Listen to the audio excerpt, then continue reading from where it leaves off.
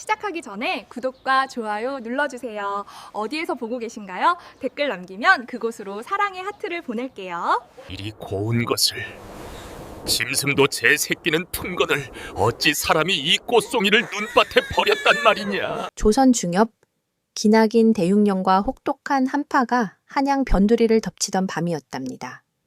눈 덮인 길게는 굶어 죽은 이들의 시신이 빽빽했고 매정한 겨울바람만이 그 비통함을 실어날랐지요.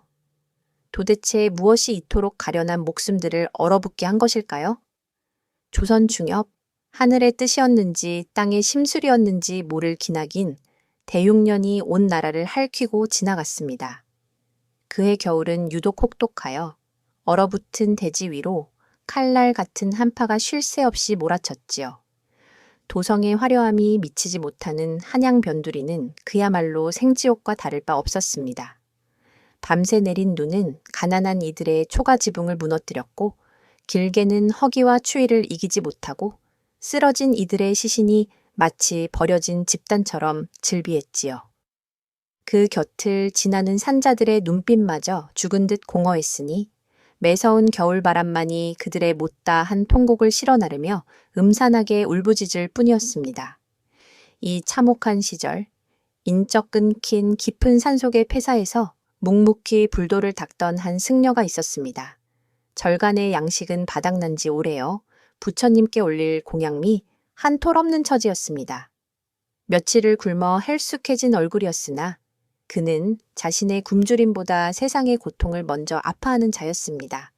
더는 견딜 수 없어 그는 새벽 안개를 헤치고 한양 땅으로 탁발을 나섰습니다. 혹여 마음씨 좋은 이에게서 쌀 한 줌이라도 얻어 허기진 배를 채우고 남는 것이 있다면 저를 찾아오는 굶주린 이들에게 나누어 줄 요량이었습니다. 하지만 흉년든 인심은 얼어붙은 땅보다 더 차가웠습니다. 승려는 온종일 눈길을 헤매었으나 빈 바랑을 채우기는커녕 싸늘한 눈총과 매정한 문전박대만 당해야 했습니다. 해가 저물고 다시 절로 돌아가려던 그의 발걸음이 길가 헌 볏집 너미 앞에서 우뚝 멈추었습니다. 어디선가 아기의 울음소리 같은 미약한 소리가 들려왔기 때문입니다. 처음에는 허기진 배가 만들어낸 헛소리려니 혹은 굶어 죽은 아이의 원원이 우는 소리려니 여겼으나 소리는 분명 살아있는 생명의 것이었습니다. 승려는 조심스럽게 눈 덮인 볏짚을 헤쳤습니다. 그러자 그 속에서 갓난아기 하나가 모습을 드러냈습니다. 얇은 포대기에 쌓인 아기는 온몸이 새파랗게 얼어붙어 있었으나 기적처럼 가느다란 숨을 내쉬고 있었습니다. 차가운 눈 속에서도 꺼지지 않은 생명의 온기가 승려의 얼어붙은 손끝으로 전해져 왔습니다. 어느 모진 어미가 이 엄동설 안에 제 자식을 버리고 갔단 말인가. 승려는 차마 발을 뗄 수가 없었습니다. 아기의 목에는 무언가 반짝이는 것이 걸려 있었습니다. 자세히 보니 섬세하게 용무늬가 새겨진 백옥 옥파의 반쪽이었습니다. 마치 방금 깨뜨린 듯 조각난 단면은 날카롭고 선명한 흔적을 고스란히 간직하고 있었지요. 필시 귀한 신분의 자식일 터 어찌하여 이런 곳에 버려졌는지 짐작할 길은 없었으나 이 옥패에는 아기의 기구한 사연을 짐작게 하는 유일한 단서였습니다. 한참을 망설이던 승려는 이내 결심을 굳혔습니다. 그는 해지고 기운 자신의 가사를 풀어 아기를 조심스럽게 감쌌습니다. 제 한 몸 건사하기도 힘든 처지에 아이까지 거두는 것은 무모한 일이었으나 눈앞에 꺼져가는 생명을 외면하는 것은 불제자의 도리가 아니었습니다. 그는 아기를 품에 꼭 안고 휘몰아치는 눈보라를 뚫고 다시 폐사로 향했습니다. 절에 도착한 승려는 마지막 남은 쌀 한 줌을 덜어 물기묽은 죽을 끓였습니다. 그리고는 제 입으로 죽을 식혀가며 아기의 입에 한 방울씩 넣어주었지요. 며칠 밤낮으로 이어진 정성스러운 보살핌 덕에 아기는 마침내 기운을 차리고 맑은 울음소리를 터뜨렸습니다. 승려는 아기를 내려다보며 희미하게 미소 지었습니다. 눈 속에서 발견한 아이, 눈처럼 희고 검처럼 강하게 자라라는 의미를 담아 그는 아이에게 설검 엑수에젠이라는 이름을 붙여주었습니다. 그리고는 갓난아기의 귓가에 나직이 속삭였습니다. 설검아, 잘 들어라. 살아남는 것 자체가 복이니 강하고 약한 것은 그 다음 문제니라. 부디 이 모진 세상을 원망하지 말고 내게 주어진 목숨의 귀함을 잊지 말거라. 그렇게 눈과 칼바람이 세상을 뒤덮던 밤, 한 생명은 쓰러지고 또 다른 한 생명은 고귀한 인연을 만나 기적처럼 살아남았습니다. 이것이 훗날 조선의 하늘 아래 가장 날카롭고도 가장 따뜻한 검이 될 산의 설검 이야기의 시작이었답니다. 세월은 흐르는 물과 같아 설검은 어느덧 폐사의 기둥처럼 쑥쑥 자라 소년이 되었습니다. 그는 스승의 가르침 아래 글을 배우고 불경을 외우며 심성을 닦았습니다. 스승은 설검에게 단 한 번도 회초리를 든 적이 없었으나 설검은 그 어떤 엄한 가르침보다 스승의 깊은 침묵과 따뜻한 눈빛을 더 두려워하고 존경하며 따랐습니다. 그러던 어느 여름날 밤새도록 장대비가 쏟아져 낡은 절간 지붕이 군데군데 새기 시작했습니다. 설검은 스승의 방에 빗물이 셀까 염려되어 낡은 질그릇을 들고 조용히 문을 열었습니다. 희미한 등불 아래 스승은 우통을 벗은 채 벽을 향해 좌선을 하고 있었습니다. 그런데 설검의 눈에 들어온 것은 스승의 등이었습니다. 성한 곳 하나 없이 길고 짧은 칼자국 흉터가 거미줄처럼 어지럽게 뒤덮고 있는 등이었습니다. 어떤 것은 희미하게 아물었지만 어떤 것은 마치 어제의 상처처럼 깊고 흉측한 흔적을 남기고 있었습니다. 그 흉터들은 스승이 살아온 세월이 결코 평탄치 않았음을, 그가 짊어진 고통의 무게가 얼마나 무거운지를 말해주는 듯했습니다. 인기척에 돌아본 스승은 소년의 놀란 눈빛을 보고는 모든 것을 체념한 듯 길게 한숨을 내쉬었습니다. 그는 설검을 곁에 앉히고 한 번도 꺼내지 않았던 자신의 과거를 담담히 고백하기 시작했습니다. 스승은 본래 북방 변방을 지키던 하급 수비병이었다고 했습니다. 젊은 시절 나라를 지킨다는 명분 아래 수없이 많은 사람을 베고 피를 흘렸다고 말입니다. 그러나 전쟁이 거듭될수록 그의 마음속에는 공허함과 회의감만이 쌓여갔습니다. 적의 피와 아군의 눈물이 뒤섞인 전장을 떠돌며 그는 깨달았다고 했습니다.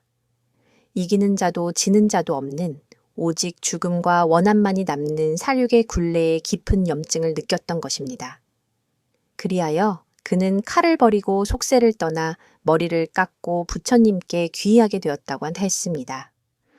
설검아, 칼은 사람을 살리기도 하지만 죽이기도 하는 흉기다. 나는 너무 많은 피를 보았고 그 피가 마르지 않는 원한이 되어 밤마다 나를 괴롭히는구나. 스승의 목소리는 빗소리에 섞여 낮게 잠겨 있었습니다. 그의 고통스러운 경험은 살생을 멀리하라는 그의 가르침의 뿌리가 되어 설검의 마음에 깊이 새겨졌습니다. 그날 이후 스승은 설검에게 본격적으로 검을 가르치기 시작했습니다. 하지만 그것은 세간의 이름을 떨치기 위한 화려한 검술이 아니었습니다. 오직 억울하게 죽지 않고 스스로를 지키기 위한 활인검, 코어렌젠, 즉 사람을 살리는 검의 길이었지요. 스승은 수련 때마다 입버릇처럼 강조했습니다. 원한이 칼을 끌고 가게 두지 말라. 분노에 찬 칼끝은 결국 제 주인을 베게 되는 법이다. 그의 가르침은 기술보다는 정신 수양에 초점이 맞추어져 있었습니다. 첫째는 단단한 자세였습니다. 어떤 공격에도 흔들리지 않는 바위 같은 하체를 기르는 것이지요. 둘째는 긴 호흡이었습니다. 마음을 다스려 평상심을 유지하고 한 번의 호흡으로 10번의 칼을 휘두를 수 있는 길을 쌓는 것이었습니다. 마지막은 얼음바닥에서도 미끄러지지 않는 발걸음이었습니다. 이는 어떤 위기 상황에서도 중심을 잃지 않고 대처하는 생존의 지혜를 담고 있었습니다. 설검은 어린 시절부터 절 안팎의 굳은 일을 도맡아 하며 자연스럽게 몸을 단련했습니다. 매일 새벽 얼음장 같은 계곡물을 길어오고 산더미 같은 장작을 패는 것이 그의 일과였습니다. 그 틈틈이 그는 스승의 가르침에 따라 목검으로 대나무를 1000번씩 베는 고된 수련을 단 하루도 게을리하지 않았습니다. 처음에는 팔이 떨어져 나갈 듯 아프고 숨이 턱까지 차올랐지만 그는 묵묵히 칼을 휘둘렀습니다. 그렇게 설검이 15살이 되던 해 그의 검술은 비로소 하나의 경지에 이르렀습니다. 그가 목검으로 마른 집단을 베어 넘길 때면 칼날이 닿기도 전에 그 예리한 바람 소리만으로도 주변 공기가 울릴 정도였습니다. 그러나 그의 마음은 조금도 교만해지지 않았습니다. 설검은 매번 수련을 시작하기 전 반드시 땅에 고개를 숙이고 스승을 향해 합장하며 짧은 연부를 올렸습니다. 스승이 가르쳐준 겸허함과 생명의 소중함을 잊지 않으려는 그만의 의식이었습니다. 그의 검은 날로 날카로워졌지만 그 검을 쥔 마음은 날로 깊고 고요해져만 갔습니다. 평화롭던 산사에 다시 불행의 그림자가 드리운 것은 그해 겨울이었습니다. 고을의 원, 유엔, 이 탐욕스러운 눈을 번뜩이며 아전들을 이끌고 산으로 올라왔습니다. 흉년으로 백성들의 삶이 벼랑 끝에 내몰렸건만 원은 아랑곳하지 않고 자신의 곳간을 채우는 데에만 혈안이 되어 있었습니다. 그는 세금을 낼 곡식이 없는 백성들을 마구잡이로 잡아가두고 급기야는 부처님의 공양미마저 탐을 내어 사찰의 재산까지 약탈하기에 이른 것입니다. 아전들은 절간에 얼마 남지 않은 곡식을 자루에 쓸어 담았습니다. 스승은 묵묵히 그 모습을 지켜볼 뿐 저항하지 않았습니다. 그러자 원은 더욱 기고만장해져 스승을 눈밭 한가운데에 끌어내 꽁꽁 묶어 놓았습니다. 백성들에게 본보기를 보여 자신의 권위에 도전하는 자의 말로가 어떠한지를 똑똑히 보여주려는 잔인한 속셈이었지요. 살을 애는 듯한 추위 속에서 늙은 승려는 무방비 상태로 혹한에 노출되었습니다.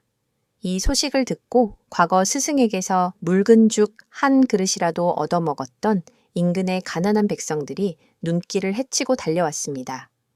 그들은 차가운 눈밭에 무릎을 꿇고 머리를 조아리며 원에게 애원했습니다. 딸이 제발 자비를 베푸시어 스님을 살려주십시오. 스님은 죄가 없으십니다. 저희가 굶주릴 때 유일하게 쌀을 나누어 주신 분입니다. 제발 목숨만은 거두지 말아 주십시오. 그러나 원은 백성들의 간절한 청원을 비웃으며 코웃음을 쳤습니다. 오히려 모두가 보는 앞에서 승려를 때려 죽이라 명했습니다. 그의 잔혹함에는 한치의 망설임도 없었습니다. 아전들의 무자비한 몽둥이질이 시작되었습니다.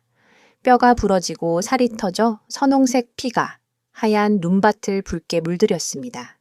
하지만 스승은 신음 한 번 내지 않았습니다.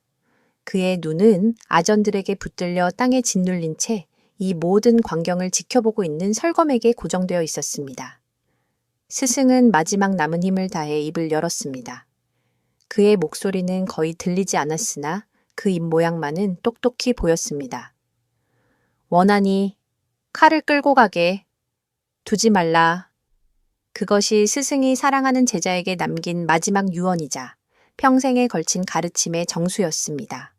그 말을 끝으로 스승의 눈은 힘없이 감겼고 그의 고개는 눈밭 위로 맥없이 떨어졌습니다. 설검은 눈을 부릅뜬 채 스승이 숨을 거두는 모든 순간을 자신의 두 눈에 새겼습니다. 심장이 갈갈이 찢기는 듯한 고통이 온몸을 꿰뚫었지만 그의 목구멍에서는 울음 한 줄기 새어나오지 않았습니다. 슬픔이 너무나 깊으면 도리어 소리가 나지 않는 법입니다. 그의 눈에서는 피눈물 같은 분노와 슬픔이 응어리져 차갑게 얼어붙고 있었습니다. 그날 밤 원과 아전들이 모두 떠나고 정막만이 남은 절터에서 설검은 홀로 언 땅을 파기 시작했습니다. 얼어붙은 땅은 쇠처럼 단단했고 그의 손은 금세 살이 터지고 피가 배어 나왔습니다. 그러나 그는 아랑곳하지 않았습니다. 떨리는 손으로 스승의 시신을 수습하고 절 뒤 양지 바른 곳에 묻었습니다. 스승을 향한 마지막 도리를 다하기 위해 그는 멈출 수 없었습니다. 장례를 마친 설검은 스승이 일러준 바위 틈으로 향했습니다. 그곳에는 스승이 아기 때의 설검을 발견했을 때부터 고이 숨겨두었던 용문의 옥파의 반쪽이 있었습니다. 설검은 차가운 옥패를 꺼내 자신의 목에 걸었습니다. 그것은 단순한 장신구가 아니었습니다. 스승을 잃은 슬픔을 기리는 상복이었으며 자신의 정체성을 결코 잊지 않겠다는 피 맺힌 다짐이었습니다.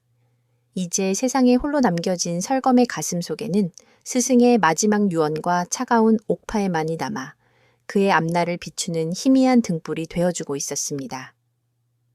스승을 잃은 설검의 삶은 혹독한 겨울바람 그 자체가 되었습니다. 그는 더 이상 산속의 절에 머물지 않고 정처 없이 세상을 떠돌았습니다.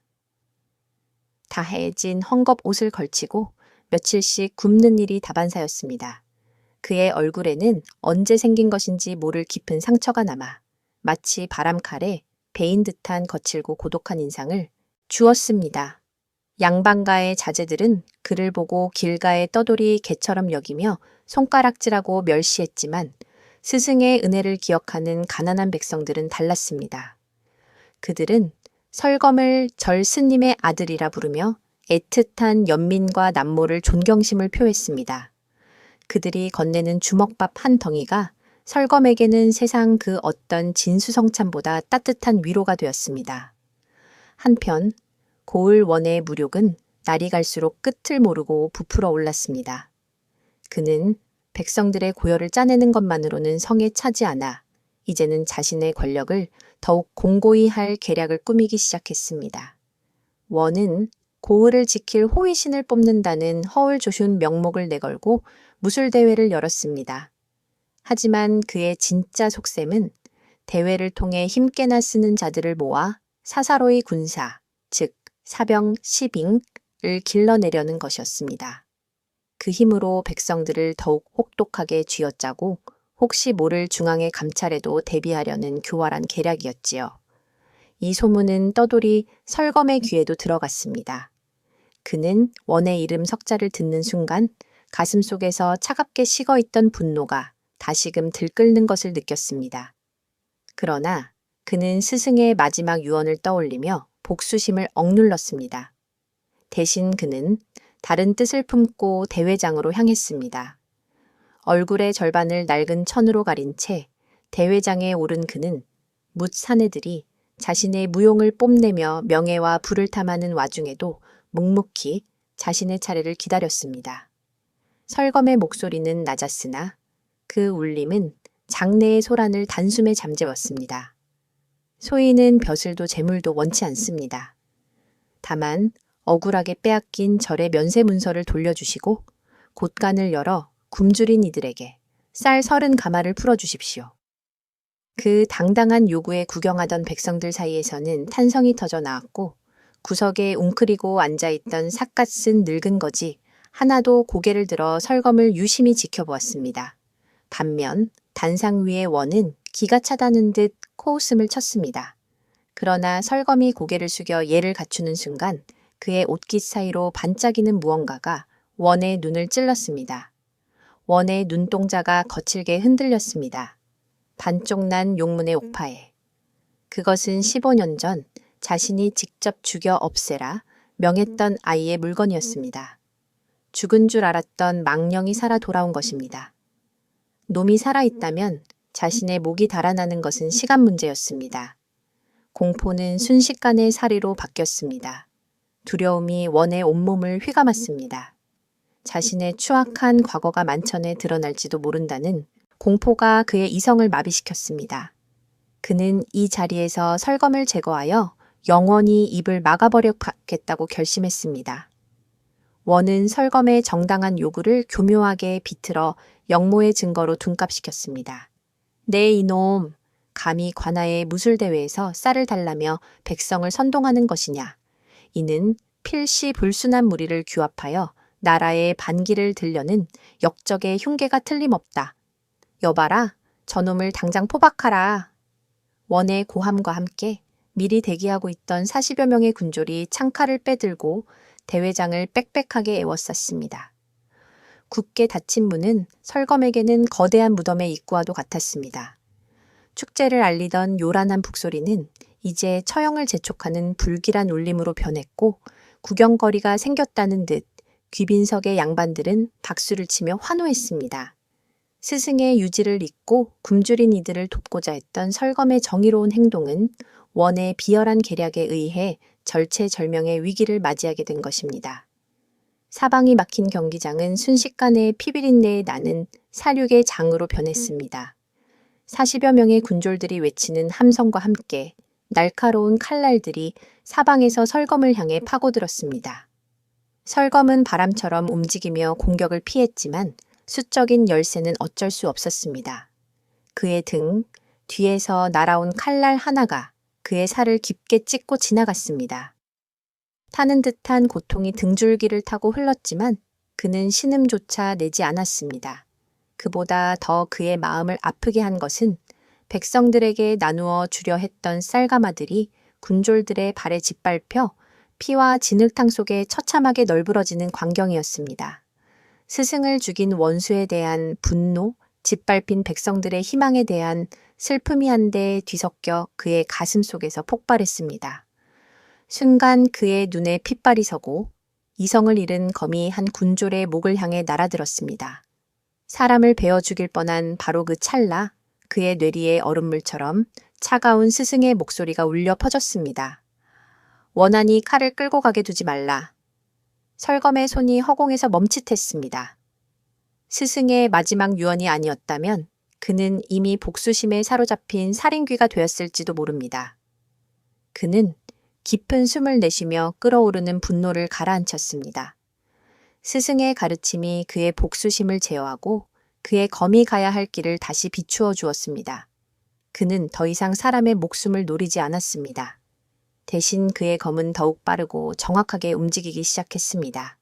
설검은 군졸들의 급소를 피하며 일부러 그들의 손목과 어깨에 힘줄만을 끊었습니다. 고통에 찬 비명을 지르며 군졸들이 칼을 떨어뜨리고 쓰러졌지만 목숨에는 지장이 없었습니다. 이것은 단순한 자비가 아니었습니다. 그들을 살려두어 훗날 원의 잔혹한 행위와 자신의 무고함을 증언하게 하려는 깊은 의도가 담긴 행동이었습니다. 그는 살생 없이도 싸움을 끝낼 수 있다는 스승의 가르침을 피와 고통 속에서 실천하고 있었습니다. 경기장 밖에서는 또 다른 싸움이 벌어지고 있었습니다. 예전에 스승에게서 묽은 죽을 나누어 받았던 가난한 백성들이 더 이상 지켜보고만 있지 않았던 것입니다. 그들은 손에 잡히는 대로 돌멩이를 집어들어 설검을 도우러 달려오는 아전들의 길목을 막아섰습니다. 저 젊은이는 죄가 없다. 탐관오리를 벌하라. 절 스님의 아들을 살려내라.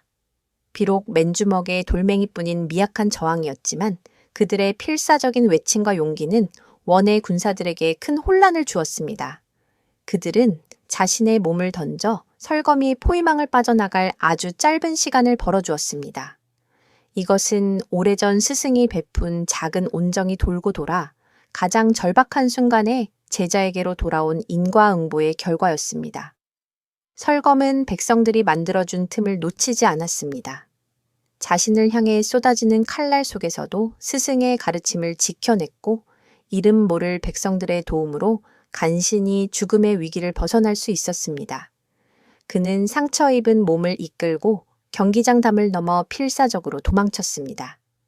등에서는 피가 흘러내렸지만 그의 마음속에는 자신을 도와준 백성들에 대한 뜨거운 감사함과 이 모든 비극을 만들어낸 원을 반드시 법의 심판대에 세우겠다는 굳은 결의가 자리 잡고 있었습니다. 원의 악행과 설검의 정체가 얽히고 설키며 사태는 이제 걷잡을 수 없는 극심한 위기로 치닫고 있었습니다. 설검이 포위망을 뚫자 겁에 질린 원은 뒷문으로 빠져나와 말을 타고 달아났습니다. 놈이 살아나가 입을 열면 모든 것이 끝장이었기에 그는 사병들을 재촉해 마을 어귀 돌다리에서 설검의 앞길을 막아섰습니다. 수십 명의 칼날이 설검을 에워쌌으나 분노한 호랑이 같은 기세 앞에 추풍낙엽처럼 쓰러질 뿐이었습니다. 결국 다리 위에는 거친 숨을 몰아쉬는 원과 서늘한 눈빛의 설검 단둘만이 남게 되었습니다. 마침내 홀로 남게 된 원은 공포와 분노로 온몸을 떨었습니다. 더 이상 부릴 수화가 없자 그는 허리춤에 차고 있던 호신용 보검을 뽑아들었습니다.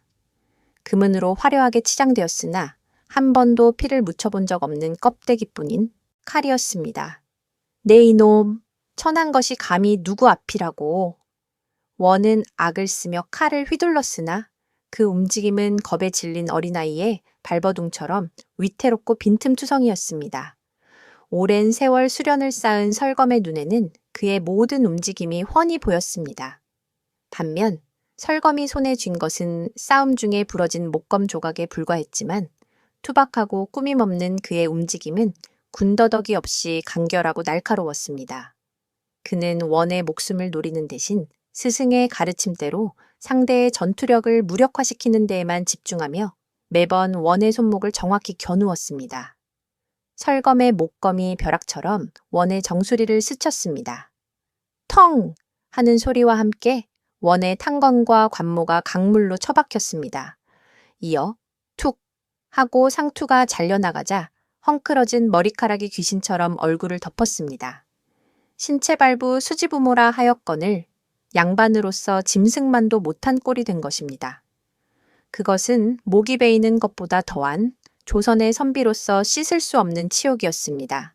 하늘 높은 줄 모르던 그의 권위가 백성들의 눈앞에서 여지없이 땅바닥으로 곤두박질 친 것입니다. 수세에 몰린 원은 최후의 발악을 했습니다. 그는 품속에서 몰래 독 묻힌 비슈를 꺼내 들고 설검을 향해 기습적으로 달려들었습니다. 그의 입에서는 악에 바친 저주가 쏟아져 나왔습니다. 내 놈의 그 빌어먹을 저를 불태우고 내 스승놈의 무덤까지 파헤쳐 뼈를 갈아 마셔주겠다. 원은 독이 든 비수를 꺼내 들고 미친 사람처럼 설검에게 달려들었습니다. 마지막 발악이었습니다. 하지만 설검은 피하지 않았습니다. 그저 차가운 눈으로 원을 응시하며 목검을 들어 올렸을 뿐입니다. 바로 그때였습니다. 네 이놈, 하늘이 두렵지도 않으냐. 마른 하늘에 날벼락 같은 호통 소리가 다리 건너편을 때렸습니다. 놀란 원이 고개를 돌리자 구석에 있던 늙은 거지가 삿갓을 벗어 던지며 일어섰습니다. 백성의 고열을 빨고도 모자라 이제는 살인까지 저지르려 하느냐? 대명천지의 내 죄를 네가 알렸다. 그의 손에서 낡은 지팡이가 떨어지고 대신 햇빛을 받아 번쩍이는 마패가 높이 들렸습니다. 역졸들의 우렁찬 함성이 지축을 울렸습니다. 아매맹 어서 출두야. 그는 오래전부터 이 고을원의 사병양성과 횡포 그리고 의문의 승려 살해 사건을 비밀리에 조사해 오던 인물이었습니다. 설검이 일으킨 소란 덕분에 마침내 모든 증거를 확보하고 결정적인 순간에 나타난 것이지요. 어사의 명에 따라 군사들은 즉시 원을 제압하고 그가 휘두르던 독 묻힌 비수와 근처에 있던 원의 신복이 들고 있던 사병들의 명부가 담긴 괴짝을 압수했습니다. 원의 모든 악행에 대한 물증이 만천에 드러나는 순간이었습니다. 모든 것이 끝났음을 직감한 원은 그 자리에 주저앉아 망견자실한 표정을 지었습니다. 심판은 빠르고 엄정했습니다. 원은 그 자리에서 관복과 갓을 빼앗기고 파직되었습니다. 그의 죄는 참수형에 처해져야 마땅했으나 어사는 그에게 죽음보다 더한 굴욕적인 형벌을 내렸습니다. 그는 머나먼 북쪽 변방으로 유배되어 목에 커다란 칼을 차고 평생 눈을 퍼내며 굴량기를 닦는 노역형에 처해졌습니다. 한때 눈밭에서 무고한 사람을 얼어 죽게 만든 자가 이제는 그 자신의 남은 생을 눈 속에서 고통스럽게 보내게 된 것입니다. 이는 그의 악행에 대한 더없이 공정하고 서늘한 대가였습니다. 세월이 흘러 원의 탐욕이 핥히고 간 상처는 조금씩 아물어갔습니다. 설검은 한양으로 돌아가지도 새로운 명예를 찾아 떠나지도 않았습니다. 그는 스승의 피가 스며든 바로 그 땅 위에 자신의 남은 생을 바쳐 폐허가 된 절을 다시 일으켜 세웠습니다. 기둥 하나를 세우고 석가래 하나를 얹을 때마다 그는 스승의 가르침을 마음속에 되새겼습니다. 스승이 흘린 피 때문에 이 땅은 그 어떤 불상이나 화려한 단청보다도 더 깊은 의미를 지닌 신성한 장소가 되었습니다. 그것은 스승의 희생을 영원히 잊지 않고 그의 가르침을 올곧게 이어가겠다는 설검의 소리 없는 맹세와도 같았습니다. 어느덧 그의 이야기는 바람을 타고 온 나라로 퍼져나갔습니다. 사람들은 탐관오리를 단신으로 심판한 그를 조선 제일의 검객이라 부르며 수군거렸습니다. 혹자는 그가 조정에 나아가 높은 벼슬을 얻을 것이라 했고, 혹자는 큰 문파를 열어 수많은 제자를 거느릴 것이라 짐작했습니다. 하지만 설검은 세상의 그 어떤 칭송과 명예에도 조금도 연연하지 않았습니다. 그는 그저 새벽에 일어나 밭을 갈고 저녁이면 불경을 외우며 스승이 그러했듯 굶주린 이들에게 나누어 줄 죽을 끓일 뿐이었습니다. 그의 삶은 오직 스승의 가르침을 묵묵히 따르는 것, 그것으로 족했습니다. 절이 완성된 후 설검은 스승의 무덤가에 자그마한 비석 하나를 세웠습니다. 그 비석에는 스승의 이름도 생몰연대도 화려한 공적도 새겨져 있지 않았습니다.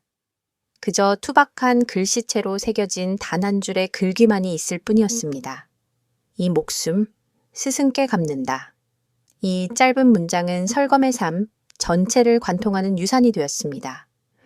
눈 속에서 버려졌던 갓난아기의 목숨을 거두어준 스승의 은혜, 그리고 원한의 칼을 거두라던 그 가르침에 보답하기 위한 삶이었음을 후세에 고요히 전하고 있었습니다. 재건된 절은 설검의 검처럼 강인하고 묵묵히 그 자리를 지켰습니다. 화려하지는 않지만 비바람을 막아주고 지친 이들에게 따뜻한 죽 한 그릇을 내어주는 백성들의 진정한 위안처가 되었습니다. 이따금 봄바람이 불어올 때면 절 처마 끝에 달린 풍경이 맑은 소리를 내며 흔들렸는데 사람들은 그 소리가 마치 모든 것을 용서하고 평화를 기원하는 스승의 목소리 같다고들 했답니다. 인간의 탐욕은 잠시 번성할지라도 결국 스스로를 파멸로 이끄는 독이 되며 진정한 힘은 살생이 아닌 생명을 지키는 데에서 나온다는 것을 이 이야기는 일깨워 줍니다. 원한의 칼을 거둘 때 비로소 진정한 평화와 정의가 찾아오는 법이지요. 하여 덕을 베푼 이는 반드시 그 보답을 받으니 겨울이 지나면 봄이 오듯 인과의 순리는 변치 않는답니다.